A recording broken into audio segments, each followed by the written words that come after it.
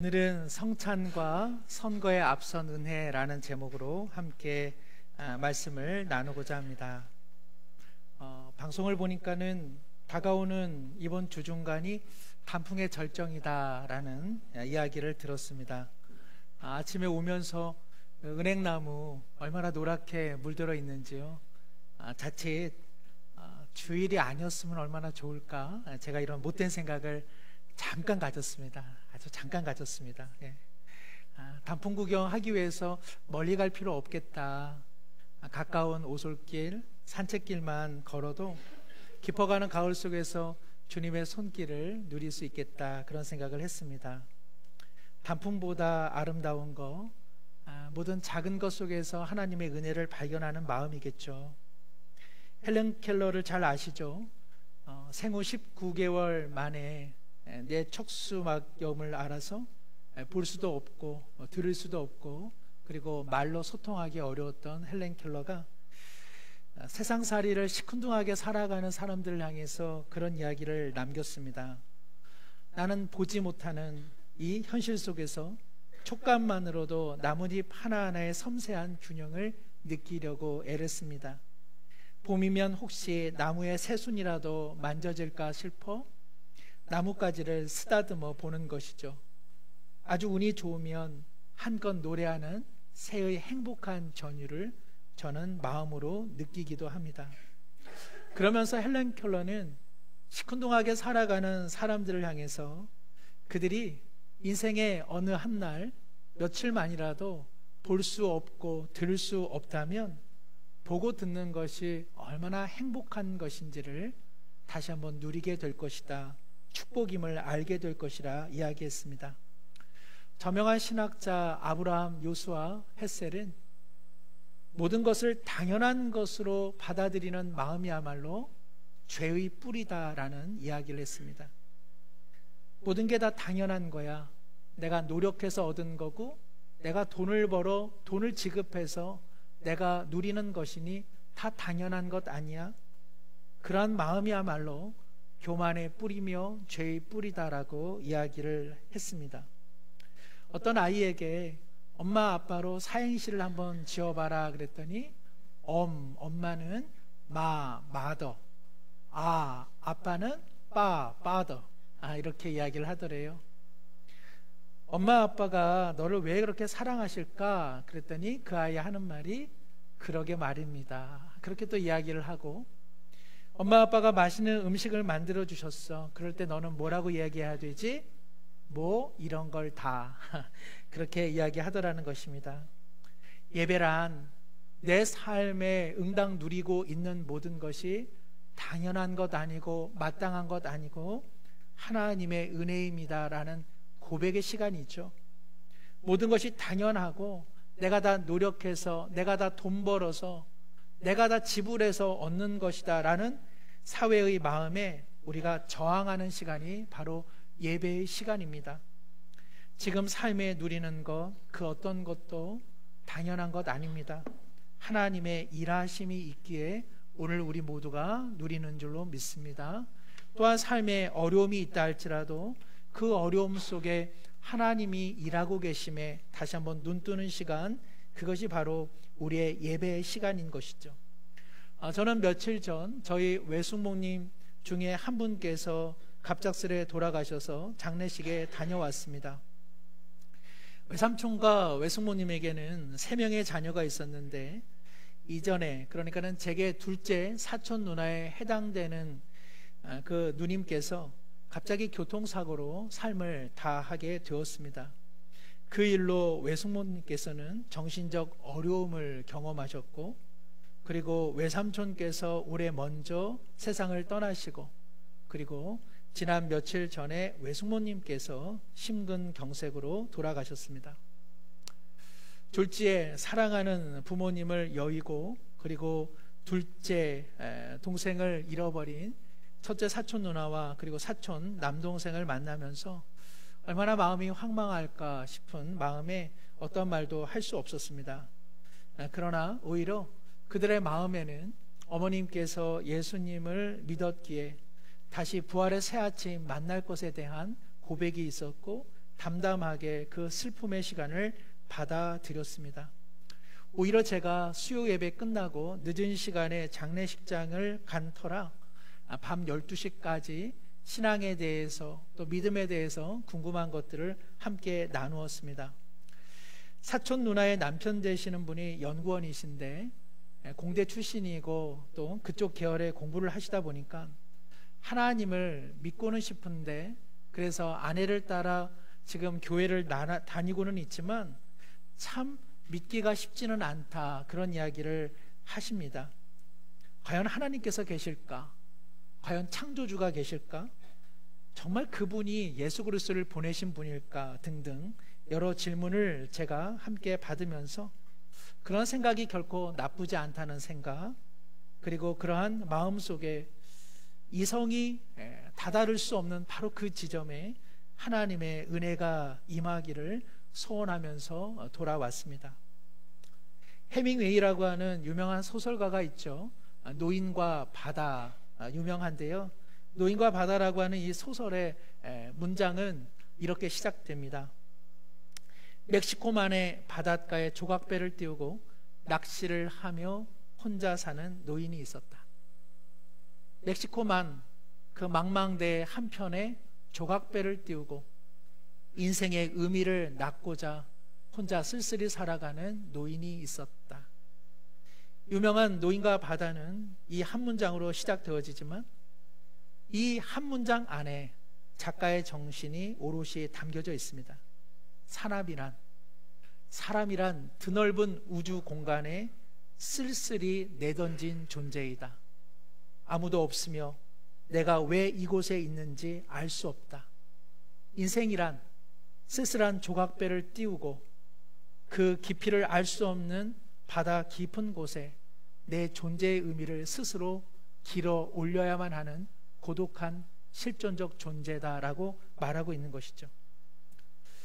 저는 장례식장에서 돌아오면서 그 형님이 느끼는 외로움, 그리고 저 역시 아버님을 잃고 혼자 쓸쓸했던 시절에 과연 인생에 무슨 의미가 있는가 생각했던 지난 날들을 다시 한번 돌아보았습니다. 그러면서 동시에 참으로 하나님을 나의 하나님이라 고백하고 그 하나님을 아버지라 고백할 수 있는 이 신앙은 어디서부터 온 것인가 다시 한번 되돌아보게 된 것이죠. 수많은 사람들은 나름의 신관을 가지고 있습니다. 하나님에 대해, 신에 대해 이렇다 저렇다 말을 합니다마는 그 내용들을 가만 들여다보면 결국 인간이 스스로 생각해낼 수 있는 그 정도의 신관, 하나님 생각뿐입니다.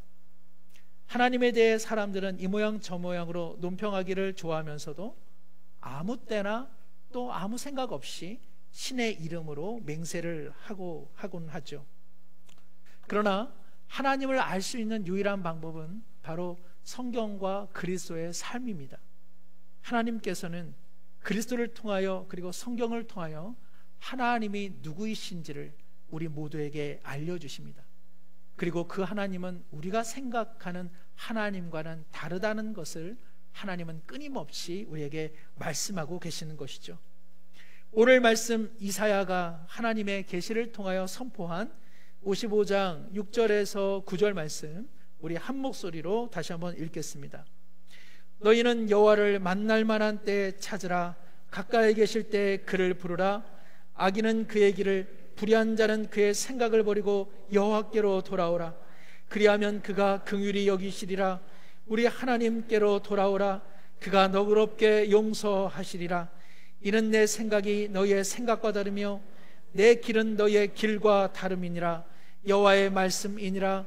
이는 하늘이 땅보다 높음 같이 내 길은 너희의 길보다 높으며 내 생각은 너희의 생각보다 높음이니라. 아멘.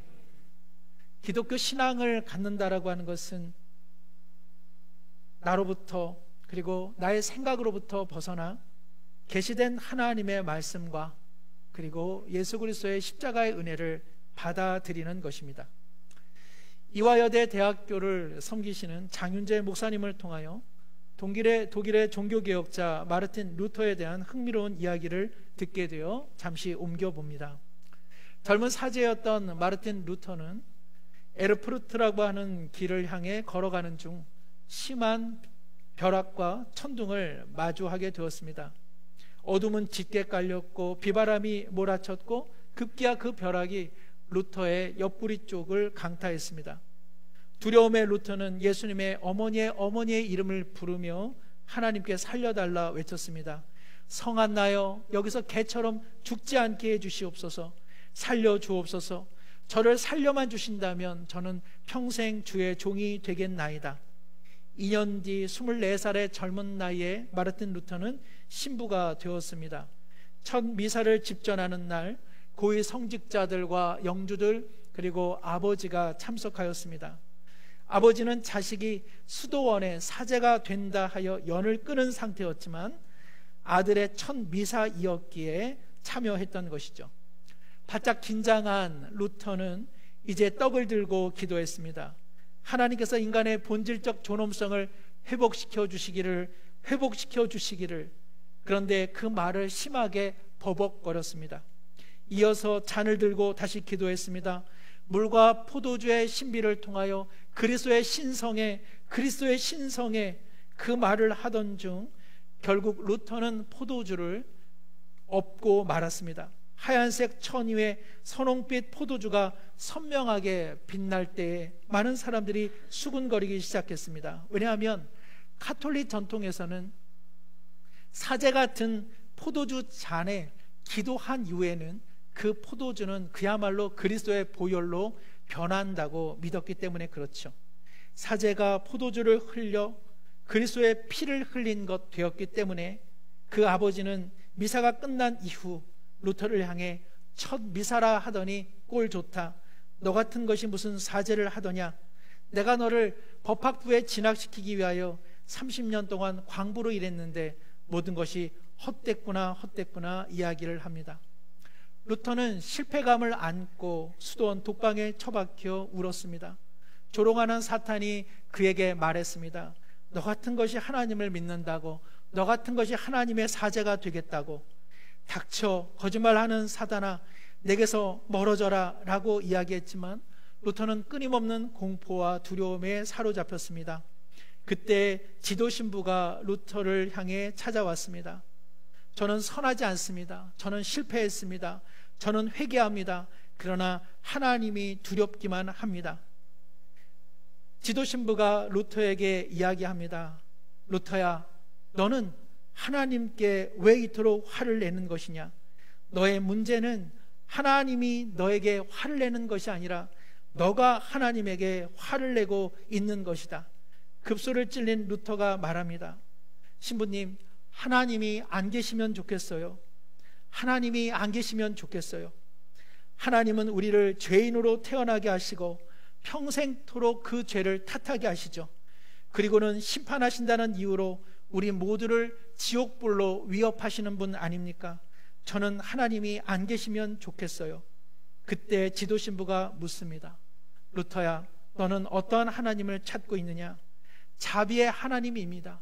저의 죄를 용서해 주시는 분, 제가 사랑할 수 있는 분, 그리고 저를 사랑해 주시는 그 하나님을 저는 찾고 있습니다. 그렇게 오랜 세월이 흘렀습니다. 평소처럼 성경을 읽다가 루터는 로마서 1장 17절 바울이 기록한 바 복음에는 하나님의 의가 나타나 믿음으로 믿음에 이르게 하나니 기록된 바 오직 의인은 믿음으로 말미암아 살리라 함과 같으니라. 그 말씀이 이전과는 전혀 다르게 달려왔습니다. 복음에는 하나님의 의로움이 나타나 우리를 살리나니 이 믿음을 갖고 있으면 나는 살겠구나 하는 생각을 갖게 된 것이죠.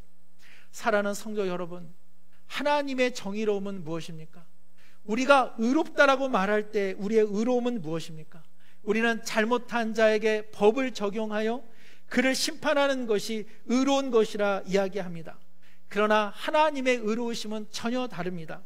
하나님의 의로우심은 죄된 우리의 죄와 허물을 그리스도에게 담당하셔서 우리를 살려주시고 그리고 우리를 원래의 자리, 즉 하나님의 복된 하나님의 자녀의 자리로 돌아가게 하는 것, 그것이 바로 하나님의 의로우신 일인 것입니다. 비로소 루터는 로마서 1장 17절의 말씀을 통하여 이것을 깨닫게 되었습니다.